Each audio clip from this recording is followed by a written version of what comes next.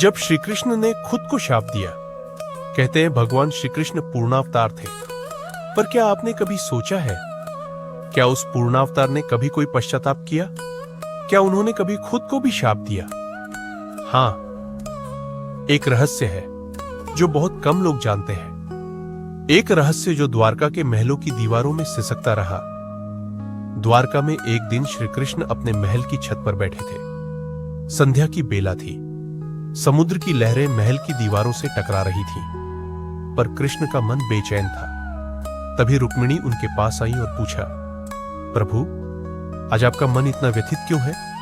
कृष्ण ने एक हल्की मुस्कान दी, पर वो मुस्कान बहुत बोझिल थी। कहने लगे, रुक्मिणी, मैं आज एक ऐसा प्रश्न कर रहा हूं जो शायद मुझसे भी उत्तर नहीं मांगता। वो बस मुझे काटता है। रुक्मिणी चकित हुई। कैसा प्रश्न?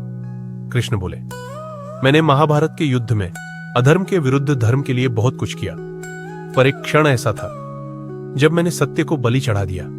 क्या वो क्षण मुझे कभी माफ करेगा? रुक्मिणी स्तब्ध थी। वो क्षण? कौन सा क्षण? कृष्ण ने शांत स्वर में कहा, युद्ध के अंतिम दिन, जब कर्ण अपने रथ का पहिया निकाल रहा था और धर्म के पक्ष में खड़ा अर्जुन, उस समय मैंने अर्जुन से कहा, मार डालो उसे। जबकि मैं जानता था वो क्षण अधर्म का था, पर मैंने उसे छिपा दिया। मैंने धर्म की जीत के लिए न्याय की बलि दी। रुक्मिणी ने धीरे से कहा, पर प्रभु, आपने तो महायुद्ध की नींव रखी थी, उसके पीछे तो बड़ा उद्देश्य था। कृष्ण मुस्कुराए, पर उस मुस्कान में दर्द था। पर उद्देश्य चाहे जितना बड़ा हो, अगर उसमें एक भी निष्पाप क्षण रो पड़ा, तो उस आंसू की कीमत कोई तो देगा रुक्मिणी। और मैंने वही किया। मैंने खुद को शाप दिया। हां रुक्मिणी, उसी रात समुद्र किनारे बैठकर मैंने खुद को कहा, कृष्ण, एक दिन तेरे कुल का नाश तेरे ही पुत्र से होगा। तेरे वंश की राख समुद्र की लहरों में समा जाएगी और तू अकेले जंगल में मरेगा। रुक्मिणी की आंखों से आंसू बहने लगे। उन्होंने कहा, आपने खुद को शाप दिया?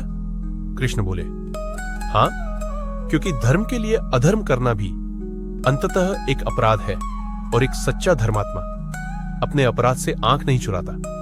कहते हैं वही शाप आगे चलकर यादवों के विनाश का कारण बना। सांब, कृष्ण का पुत्र, एक विनाश की चिंगारी बना, और अंत में भगवान श्री कृष्ण स्वयं एक शिकारी के तीर से जंगल में मारे गए, जैसा कि उन्होंने स्वयं भविष्यवाणी की थी। जब भी किसी निर्णय में तुम्हारा अंतःकरण कांपे, तो याद रखना, एक बार श्री कृष्ण भी कांपे थे और उन्होंने खुद को ही शाप दे दिया